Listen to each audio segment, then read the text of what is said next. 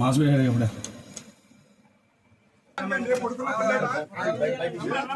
ఎవరు లేరు అండి. నేను మొబైల్ టార్చ్ లైట్ చూసేటప్పటికి భర్త లేని సమయంలో ఓ భార్య చేస్తున్న నిర్వాకం చూస్తే ముక్కున వేలేసుకుంటారు. అయినా ఇటీవల ఇలాంటి ఘటనలు నిత్యం ఎక్కడో ఒక చోట బయటపడుతూనే ఉన్నాయి. కానీ బయటపడిన ప్రతి సందర్భంలో హత్య కామన్ అయిపోయింది. అయితే ఈ కథలో మాత్రం భర్త చాలా చాకచక్యంగా తన భార్య వెలగబెట్టిన పనిని బాహ్య ప్రపంచానికి తెలిసేలా చేశాడు.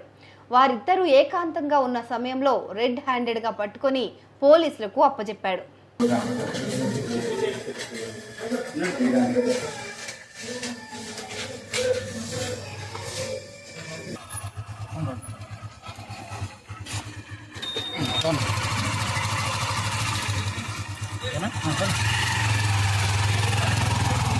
ఈ సంఘటన కాకినాడలో చోటు చేసుకుంది. భర్త ఇంట్లో లేని సమయంలో ప్రియుణ్ణి ఇంటికి పిలిపించుకున్న భార్య బాగోతాన్ని భర్తే స్వయంగా బయటపెట్టాడు. ఈ ఘటన స్థానికంగా సంచలనంగా మారింది. లక్ష్మణ్ అనే ఒక వ్యక్తి రొయ్యల చెరువులు నిర్వహిస్తూ జీవనం సాగిస్తున్నాడు. రొయ్యల చెరువులు ఉండటంతో రాత్రి వేళల్లో ఆ చెరువుల దగ్గరకు వెళ్లి అక్కడే కాపలాగా పడుకునేవాడు. ఇక లక్ష్మణ్ భార్య నాగమణి హౌస్ వైఫ్. అయితే గతంలో ఈవిడ ఓ ప్రైవేట్ కాలేజీలో కంప్యూటర్ ఆపరేటర్గా పనిచేసింది. ఆ సమయంలో అదే కాలేజీలో చదువుతున్న మణికంఠ అనే యువకుడితో ఆమెకు పరిచయమైంది. ఆ పరిచయం కాస్త వివాహేతర సంబంధానికి దారితీసింది. దీంతో వారు సమయం కుదిరినప్పుడల్లా కలవడం మొదలుపెట్టారు. ఇదిలా ఉంటే ఎప్పటిలాగానే సోమవారం రాత్రి కూడా లక్ష్మణ్ చెరువుల వద్దకు కాపలాకు వెళ్ళాడు. అదే అదనుగా మణికంఠను తన ఇంటికి పిలిపించుకుంది భార్య నాగమణి.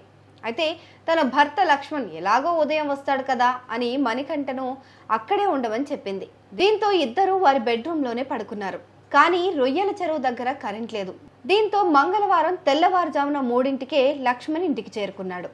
ఈ క్రమంలోనే తలుపులు తెరవమని భార్య నాగమణిని పిలిచాడు. కానీ ఆమె గాఢ నిద్రలో ఉండటంతో తలుపు తీయలేదు. దీంతో కిటికీ ఉన్న వైపు వెళ్లి నాగమణి అని పిలిచాడు. ఆయన అరుపులకు దెబ్బకు నిద్రలేచి తేరుకుంది. ఈ క్రమంలోనే ఆమె పక్కన మణికంఠ పడుకొని ఉండటాన్ని లక్ష్మణ్ చూశాడు. నీ పక్కనుంది ఎవరు చెప్పు అని గట్టిగా అరిచాడు. దీంతో ఆమె పిల్లలు పడుకున్నారు అని సమాధానం చెప్పింది. కానీ పిల్లలు వేరే దగ్గర ఉన్నారని అన్నాడు. దీంతో లక్ష్మణ్ మళ్ళీ గట్టిగా అరిచాడు.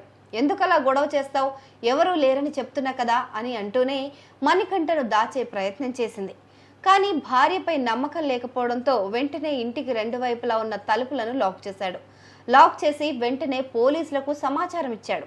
ఆపై నాగమణి కుటుంబ సభ్యులకు కూడా సమాచారం ఇచ్చాడు. చుట్టుపక్కల వారిని కూడా పిలిచి తను చేస్తున్న నిర్వాకాన్ని బట్టబయలు చేశాడు. దీంతో పోలీసులు వచ్చి నాగమణి మణికంఠను పోలీస్ స్టేషన్కు తరలించారు.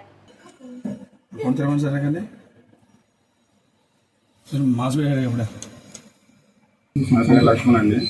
నేను రాత్రి 1 గంటకు వచ్చాను అన్నవరం నుంచి.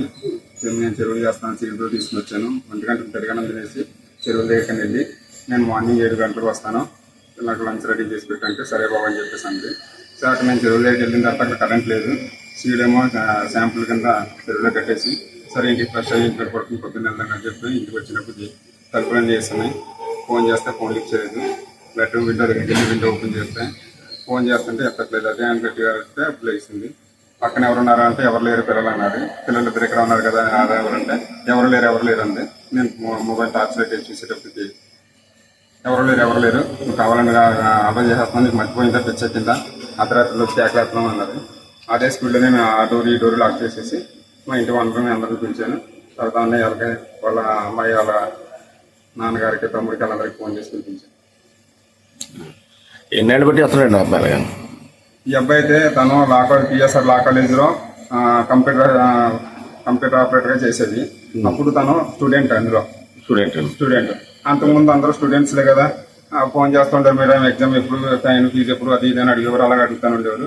కానీ ఏ రోజు కూడా మనకి కాంటాక్ట్ నెంబర్ కానీ ఏది కనపడింది కాదు. అతని పేరు?